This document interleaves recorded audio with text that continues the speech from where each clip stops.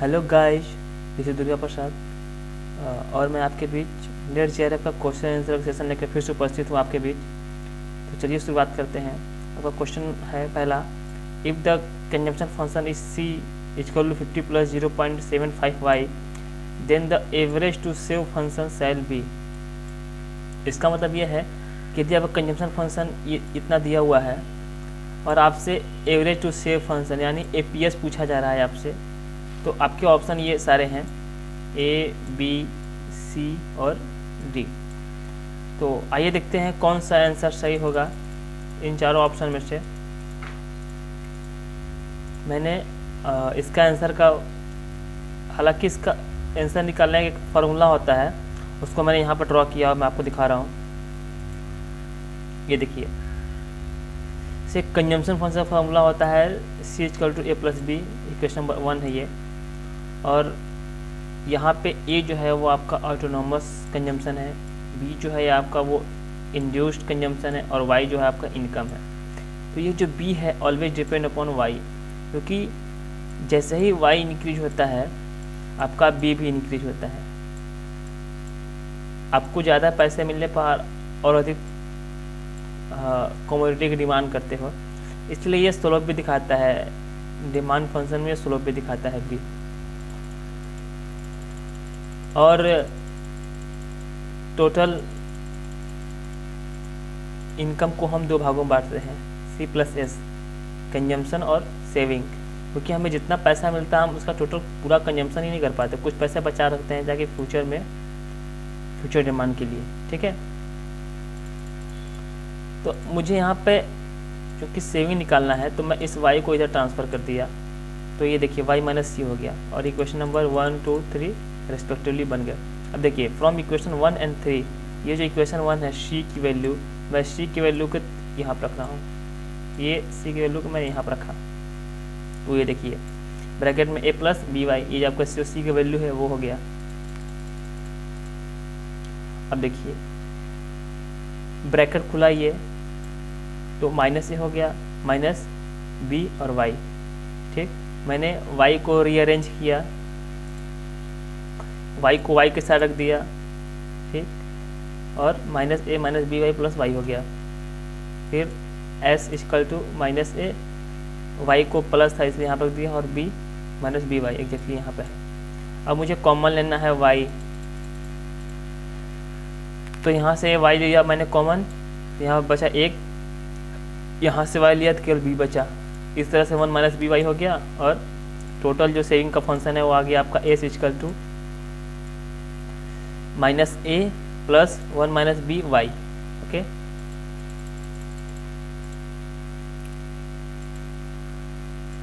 अब मुझे average to save function निकालना है, तो एवरेज टू सेव फंक्शन निकालने का फॉर्मूला होता है टोटल सेविंग, जो आपका ये आया हुआ है, और इसके upon Y, total disposable income that is the Y. ठीक है, तो अब इस फॉर्मूले पर मैं न्यूमेरिकल वैल्यू रखता हूँ जो आपको कंजम्पशन फंक्शन दिया हुआ था। देखिए यहाँ पर जो वैल्यू दी गई थी सी 50 प्लस 0.755, उस वैल्यू को मैं यहाँ पर रखता हूँ। देखिए, तो यहाँ पर सी रख दिया मैंने, ब्रैकेट खुला -50 प्लस यहाँ पे था 1 माइनस बी वाई, तो 1 माइनस 0.75 वाई हो गया। ठीक, तो आपका ये टोटल आ गया saving S equal to -50 plus 0.25 Y. Okay, ये आपकी सेविंग आ गई। चूँकि एक बात और, यहाँ पे आपकी जो टोटल इनकम है वो वाई है, लेकिन उसकी न्यूमेरिकल वैल्यू नहीं दी गई है, तो ये सेविंग के बदले हम जो सेविंग है उसका अगर हम एपीएस निकालेंगे तो उसके टोटल अपॉन वाई कर लेंगे, क्योंकि हमें वाई का न्यूमेरिकल वैल्यू दिया नहीं है, इसलिए हम वाई कर लेंगे।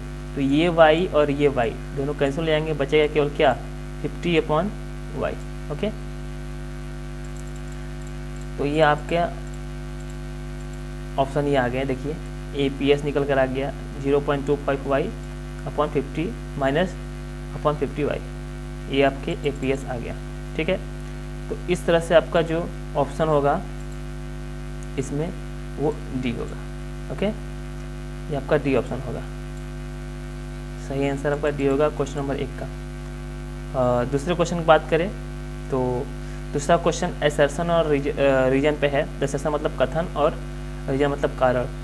तो ये जो कारण है उससे कथन है कि इस कथन पे, इस कथन का क्या कारण है, ये कारण है, और वो कारण सही है या गलत है आपको ये पता करना है। ठीक है, मतलब ये जो कथन है उसके ये कारण है, क्या उस कथन के ये जो कारण है उसका वो ट्रू एक्सप्लेनेशन करता है, सही स्थिति बताता है, इसलिए वो ये कारण है और ये कथन है।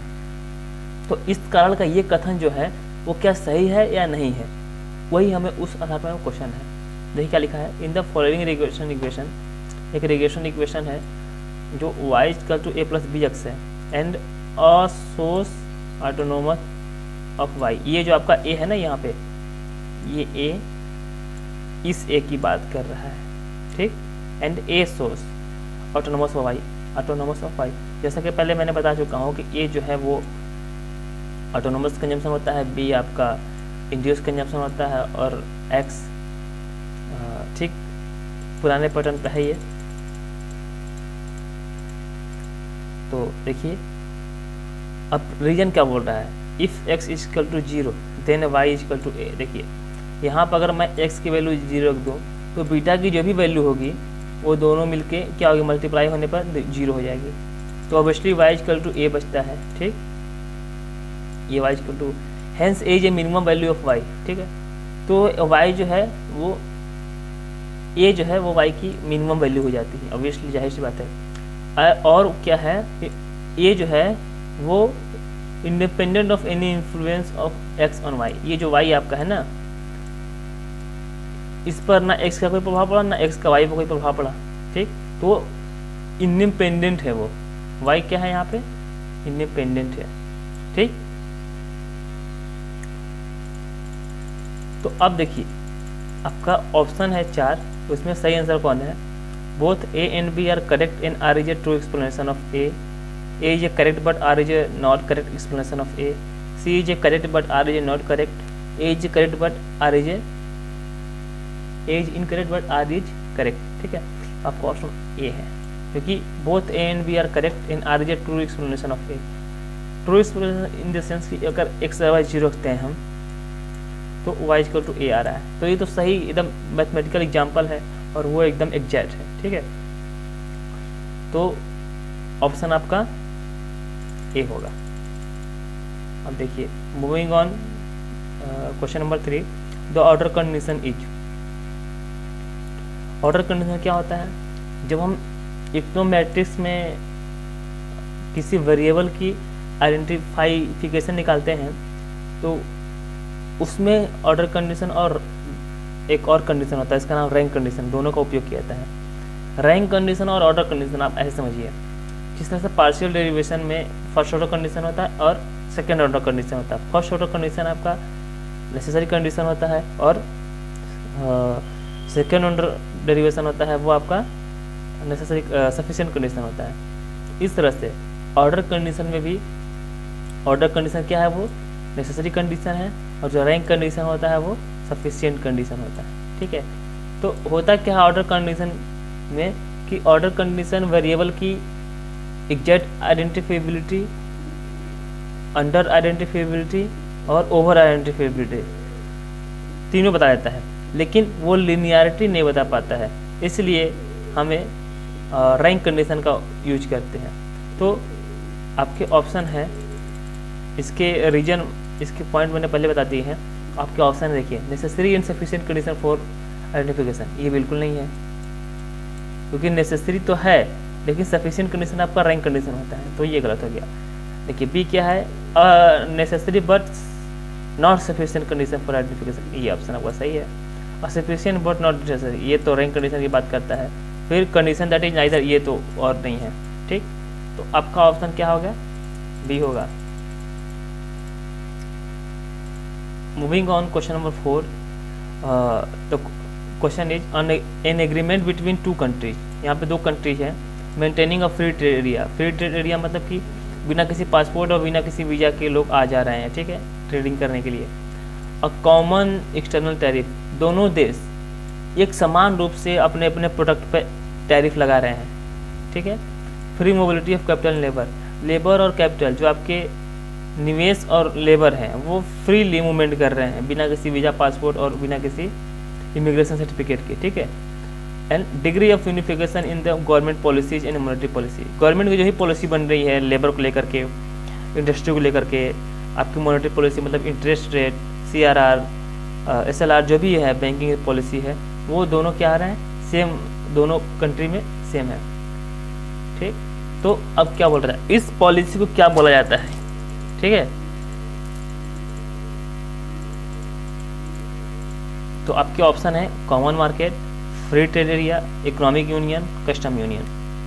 तो आपका ऑप्शन है ए, कॉमन मार्केट, क्योंकि फ्री ट्रेड एरिया में बस आपका ये आएगा, वीज़ा पासपोर्ट तो नहीं लगेंगे, ठीक है, लेकिन टैरिफ लग सकते हैं, लेबर के जो इमिग्रेशन हो रहा है, इनपुट इन और आउट हो रहा है, उस पर आपकी पाबंदी लग सकती है। तो वो फ्री ट्रेड एरिया बस एक माइक्रो कॉन्सेप्ट है, ठीक है।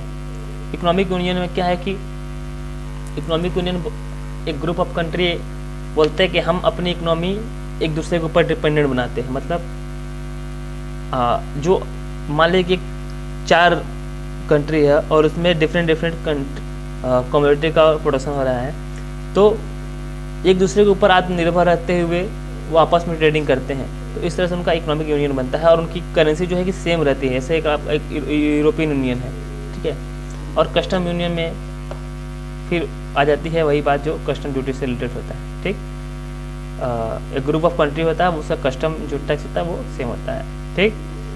तो आपका ऑप्शन ए है। मूविंग ऑन, क्वेश्चन नंबर 5, यहाँ पे क्वेश्चन है आइटम ऑफ लिस्ट 1 है और आइटम ऑफ लिस्ट 2 है, उसको मैच करना है, ठीक है। तो यहाँ पर लिस्ट 1 में डिफरेंट प्रिंसिपल है और लिस्ट 2 में उसके प्रोपाउंडर हैं जो उस थ्योरी को प्रोपाउंड किए हैं, ठीक, उस प्रिंसिपल को प्रोपाउंड किए हैं। तो देखिए आपका फर्स्ट है कैनन ऑफ टैक्सेशन।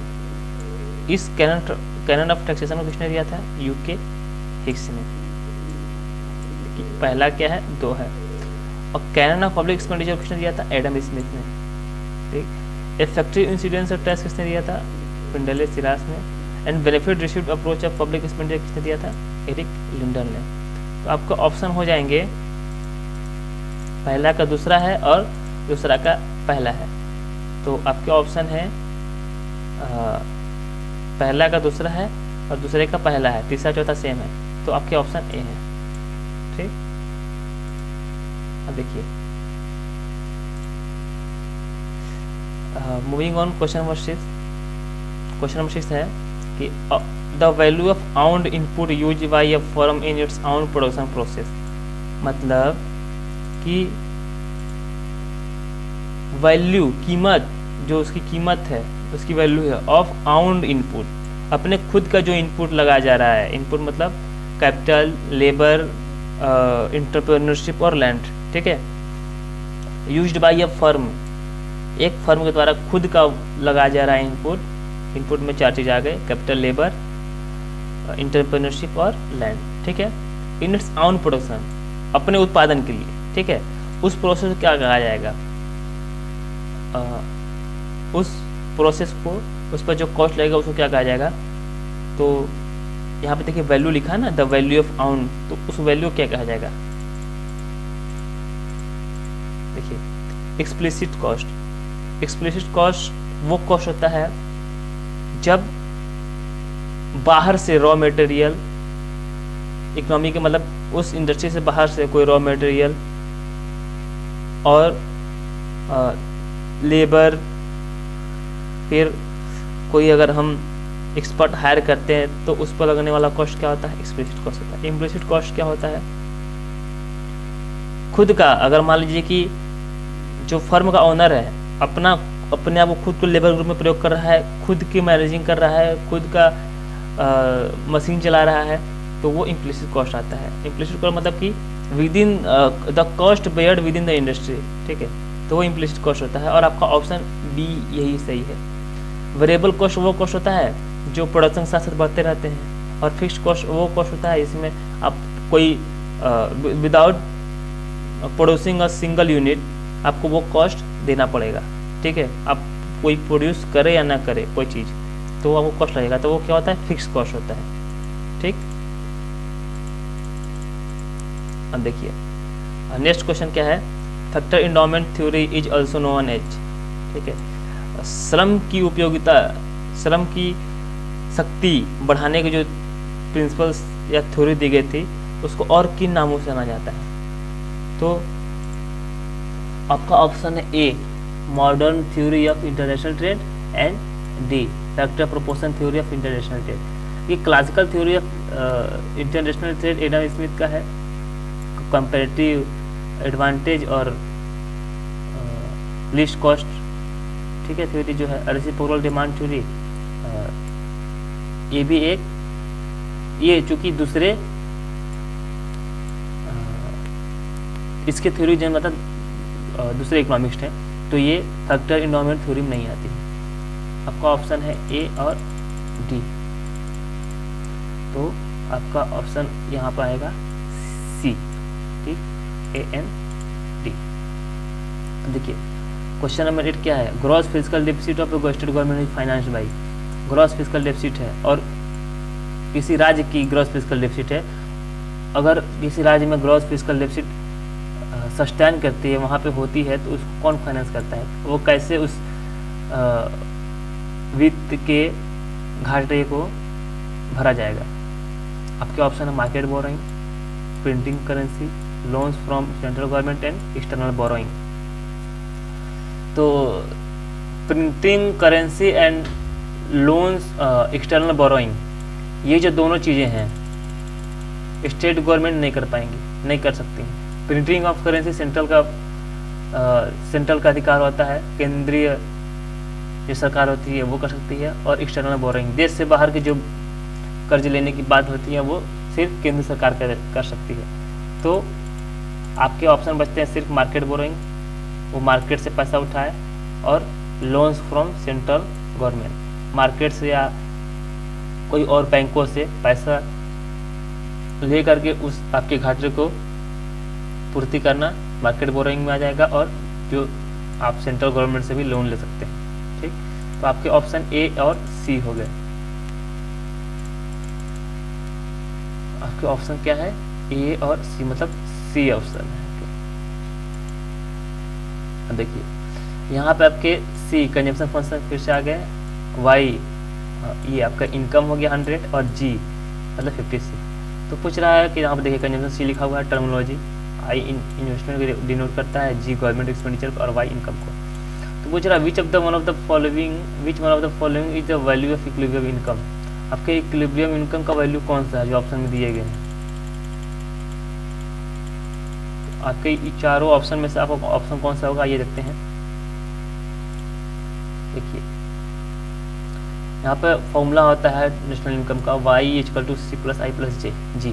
ठीक है, तो मैंने वहाँ से डायरेक्ट आपकी सी की वैल्यू ये है, आई की वैल्यू ये है, और जी की वैल्यू ये है, न्यूमेरिकल वैल्यू जो दी गई थी आपके क्वेश्चन में। ठीक, फिर मैंने इस वाई को इस साइड कर दिया, आपके लेफ्ट हैंड साइड 120, 100 एंड 56, ये आपको तीनों आ गए। तो ये तीनों का टोटल सम कितना होता है 276, और यहाँ से मैंने वाई कॉमन ले लिया यहाँ से, तो यहाँ पर 1 हो गया, और यहाँ से वाली गया तो टोटल यह 1 माइनस 0.4 वाई बच गया आपका। ठीक,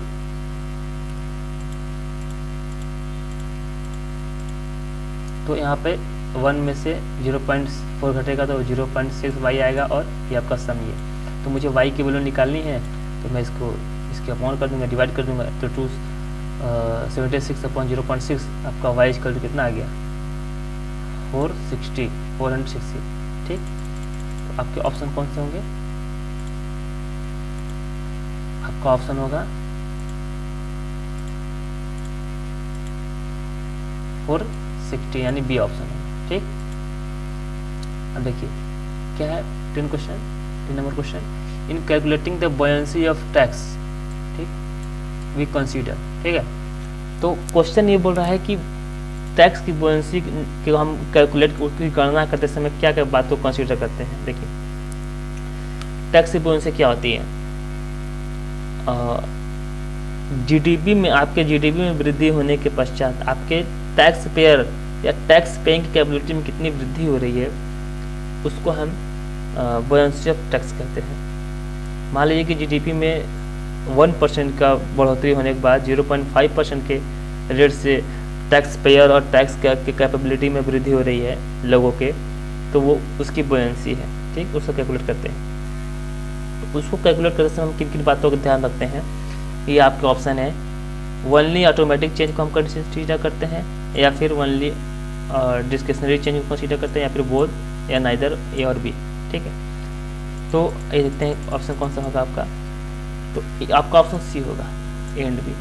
कैसे? Automatic change built in stabiliser होते हैं, उसमें सस्टेन इंक्रीज इन जीडीपी आ जाती है, तो वो इकोनॉमिक डेवलपमेंट, इकोनॉमिक ग्रोथ होता है। सस्टेन इंक्रीज इन पर कैपिटा इनकम, इसमें आते हैं ऑटोमेटिक चेंज। अब देखिए प्रॉब्लम सारी यहाँ पर आती है ओनली डिस्क्रिशनरी चेंज में। जब आपकी इकोनॉमी रिसेशन में होती है तो गवर्नमेंट सब्सिडी दे करके, लोगों के टैक्स में एग्जम्पशन दे करके इन्वेस्टमेंट को बढ़ावा देती है। ठीक, ताकि आपके इन्वेस्टमेंट बढ़ जाए, फिर से बूम वाली स्थिति आ जाए, इकोनॉमी में रिसेशन की रिकवरी हो जाए।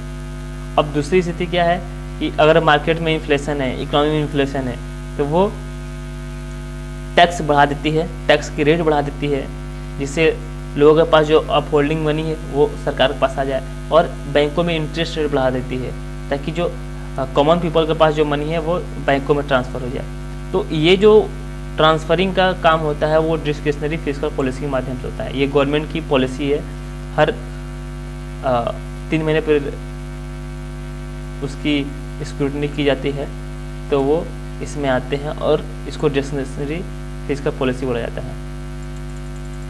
अब ऑप्शन ए एंड बी क्यों है?